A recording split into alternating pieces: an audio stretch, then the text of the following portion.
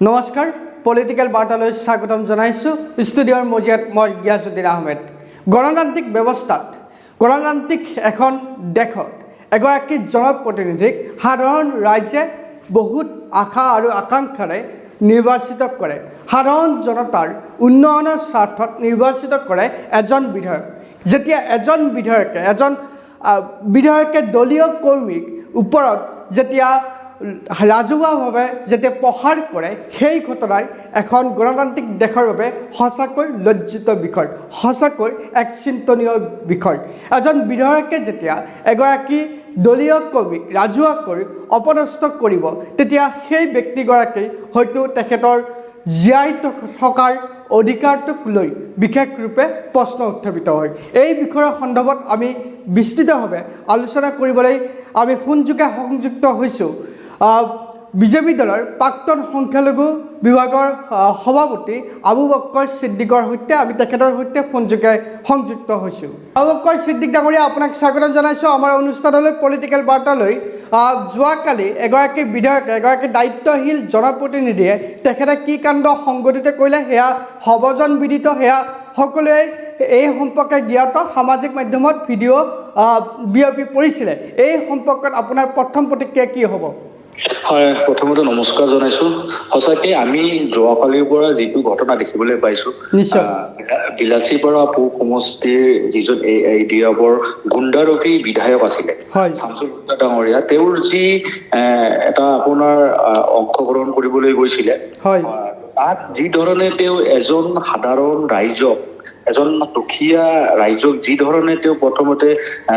চৰ মাৰিলে তাৰপিছত তেওঁ যি ধৰণে কলগছৰ মূৰ দি পেলাই মূৰত মাৰিলে এয়া কেতিয়াও গ্ৰহণযোগ্য হ'ব নোৱাৰে আৰু এটা কথা যদি আপোনালোকে চায়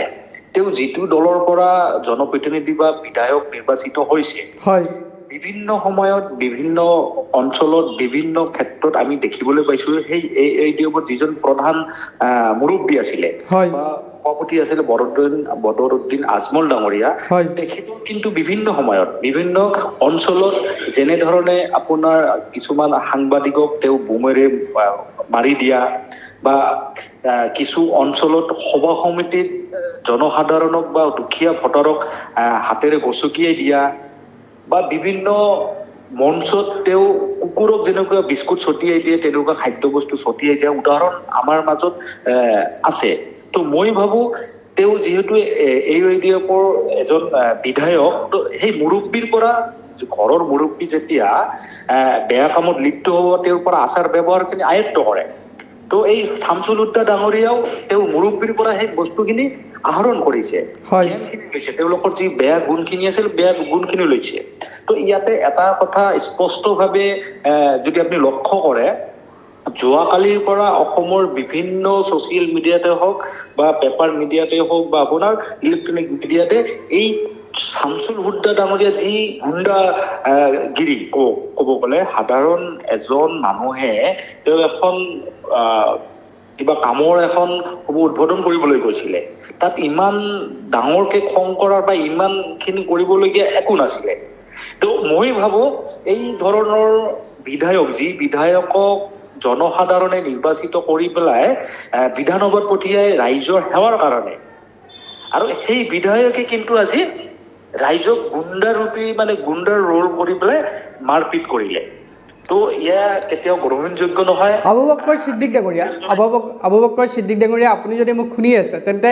মোৰ দ্বিতীয়টো প্ৰশ্ন হৈছে যে এগৰাকী জনপ্ৰতিনিধিক সাধাৰণ জনতাৰ বহু আশা আৰু আকাংক্ষাৰে নিৰ্বাচিত কৰে তেখেতসকলক বিধানসভাৰ মজিয়ালৈ তেখেতসকলক প্ৰেৰণ কৰে যেতিয়া এগৰাকী চৰম বিধায়কৰ আচৰণ যদি এনেধৰণৰ লজ্জিত ধৰণৰ কাণ্ডৰ সংঘটিত হয় তেন্তে এয়া সাধাৰণ জনতাৰ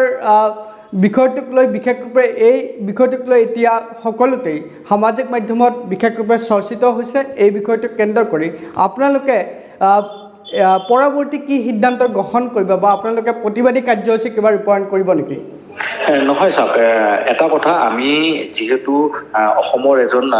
নাগৰিক নিশ্চয় তো এই ধৰণৰ যি বাৰ্তা যোৱাকালি শামছুল হুদা ডাঙৰীয়াই এটা সৃষ্টি কৰিলে মই আগতো কৈছোঁ যে এনেধৰণৰ ঘটনা আমি দেখিবলৈ পোৱা নাই কাৰণ জনসাধাৰণে বা দুখীয়া ভোটাৰে বিচাৰে যিজন বিধায়কক আমি নিৰ্বাচিত কৰি পঠিয়াম তেওঁ আমাৰ সুৰক্ষাৰ দায়িত্ব ল'ব হয় আজি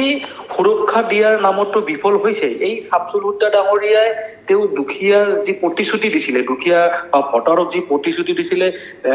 100% তেওঁ বিফল হ'ল এতিয়া মানুহৰ মনত যি বিশ্বাস আছিলে যে জনপ্ৰতিনিধিৰ ওচৰত আমি কিবা নিজৰ সমস্যা লৈ পেলাই যাম তো তেওঁ তেতিয়া এতিয়া ভয় খাব তো মই ভাবো এই শামছুল হুদা ডাঙৰীয়াৰ দৰে এজন গুণ্ড নেতা শামছুল হুদা ডাঙৰীয়াৰ দৰে এজন গুণ্ডাগিৰি কৰা বিধায়কক আমাৰ অসমৰ মুখ্যমন্ত্ৰী ডাঙৰীয়া যিহেতু আপোনালোকে সকলোৱে জানে যে ভাৰতীয় জনতা পাৰ্টিৰ চৰকাৰ এইবিলাকৰ ক্ষেত্ৰত বহুত স্থিৰ হয় তো মই আশা ৰাখিম যে মুখ্যমন্ত্ৰী ডাঙৰীয়া অতি কালে এই পূব সমষ্টিৰ যি বিলাসীপাৰাৰ পূব সমষ্টিৰ বিধায়ক আছিলে তেওঁৰ ওপৰত একশ্যন ল'ব লাগে আৰু আমাৰ অসমৰ যি বিধানসভাৰ অধ্যক্ষ আছিলে বিশ্বজিৎ দৈমাৰী ডাঙৰীয়াকো আমি দাবী জনাম যে তেওঁ এই শামছুল হুদাক অতি সোনকালে যে বিধায়ক তেওঁৰ যি পদ খাৰিজ কৰিব লাগে আৰু যি দুখীয়া মানুহজনক তেওঁ যি চৰ হুদালে বা কলগছেৰে যি কোবালে সেইজনক আমি চাওঁ যোগাযোগ কৰি পেলাই যদি আমি কথা পাতিব পাৰে তেওঁ থানাত এজাহাত দিব লাগে যাতে ভৱিষ্যতে যাতে কোনো জনপ্ৰতিনিধিয়ে হওক বা নেতাই হওক বা বিধায়কে হওক যাৰ ওপৰত সাধাৰণ ৰাইজে নিৰ্ভৰ কৰে সমাধান কৰিবৰ কাৰণে সমস্যা হ'লে সমাধান কৰিব এই ধৰণৰ AUDF নেতাক যি সময়ত সাধাৰণক হকা দিব লাগে যি সময়ত সাধাৰণ মানুহক তেওঁলোকে সমস্যা সমাধান কৰিব লাগে সেই সময়ত এনেকুৱা গুণ্ডাৰাজ বা গুণ্ডাগিৰি কেতিয়াও গ্ৰহণযোগ্য হ'ব নোৱাৰে এয়া যোৱাকালি দিনটোত বিধায়কগৰাকী ক্ষোভৰ বহিবকাৰ ঘটাইছিল নেকি তেখেতৰ বহুদিনীয়া ক্ষোভ হয়তো তেখেতে সমষ্টিবাসীৰ ওপৰত হয়তো ক্ষোভ থাকিব পাৰে দলীয় কৰ্মীৰ ওপৰত ক্ষোভ থাকিব পাৰে এই ক্ষোভৰে বহিবকাক হয়তো তেখেতে প্ৰকাশ কৰিলে তেনেকুৱা ধৰণৰ বিষয় সন্নিৱিষ্ট হৈ আছে নেকি হয় চাওক ইয়াতে হয় কিছু বস্তু সামৰি মানে যদি চাওঁ আমি বিশ্লেষণ কৰোঁ তেতিয়াহ'লে কিছু আমি স্পষ্ট আকাৰে আমি এতিয়া ক'ব পাৰোঁ কাৰণ তেওঁলোকে জানে যে অসমত যিদৰে AUDFে প্ৰথম সংখ্যালঘু জনসাধাৰণৰ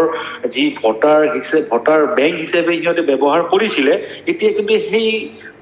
যি সিহঁতৰ দৃষ্টি আছিলে মানুহৰ মাজত জনসাধাৰণৰ মাজত সেইখিনি নাই বা আপুনি কোৱাৰ দৰে তেওঁ এতিয়া বিলাসীপাৰা পূব সমষ্টিত জনসাধাৰণৰ মাজত কোনো মানে সেৱা নাই তো তেওঁ এতিয়া নিজকে মানে ধৰক যিহেতু জনসাধাৰণৰ মানি নলয় অনাগত 2026 চনত তেওঁ হতাশত পৰিণত হৈছে তো সেই হতাশৰ পৰিণতিৰ ফলতে যোৱাকালি এনেকুৱা কাৰুকাৰ্য কৰিছে আৰু মই এটা কথা আকৌ ক'ম যে যিজন দলৰ মুৰব্বীয়ে সঘনে এনেকুৱা ঘটনা ঘটাই আহিছে বদৰুদ্দিন আজমল ডাঙৰীয়া তেওঁৰ নেতা বা তেওঁৰ তলৰ বিধায়কে এনেকুৱা কাৰ্য কৰিবই কাৰণ মুৰব্বী এজনে যেতিয়া কৰিব তেওঁৰ তলৰ আংগু পাংগুৰে চেম তেনেধৰণে ব্যৱহাৰ কৰিব ইয়াতে আৰু এটা কথা হৈছে চাওক আজি এজন সংখ্যালঘু বিধায়ক হিচাপে তেওঁ যি কাণ্ড যোৱাকালি কৰিলে তো তাৰ কাৰণে এজন মই মুছলমান যুৱক হিচাপে নিজেও লজ্জিত অনুভৱ কৰিছোঁ কাৰণ এই ভিডিঅ'টো সমগ্ৰ অসমৰ লগত ভাৰতবৰ্ষৰ জনসাধাৰণে নিশ্চয় চাইছে তো এইটো এটা লাজৰ কথা তো আকৌ এবাৰ মই ক'ম যিগৰাকী ব্যক্তিক তেওঁ যোৱাকালি এনেকে চৰ হুদালে মাৰিলে তেওঁ অতি সোনকালে এজাহাত দিব লাগে আৰু আমাৰ বিশ্বাস আছে যে ভাৰতীয় জনতা পাৰ্টিৰ চৰকাৰখনে নিশ্চয় সেই দুখীয়া ৰাইজৰ পক্ষত থাকি শামছুল হুদা ডাঙৰীয়াক আইনগতভাৱে নিশ্চয় ব্যৱস্থা ল'ব আৰু মই ধুবুৰী জিলা আৰক্ষী অধীক্ষক ডাঙৰীয়ালৈ মই অনুৰোধ জনাম যাতে নিজাববীয়াকে আৰক্ষীয়ে এখন কেছ লৈ পেলাই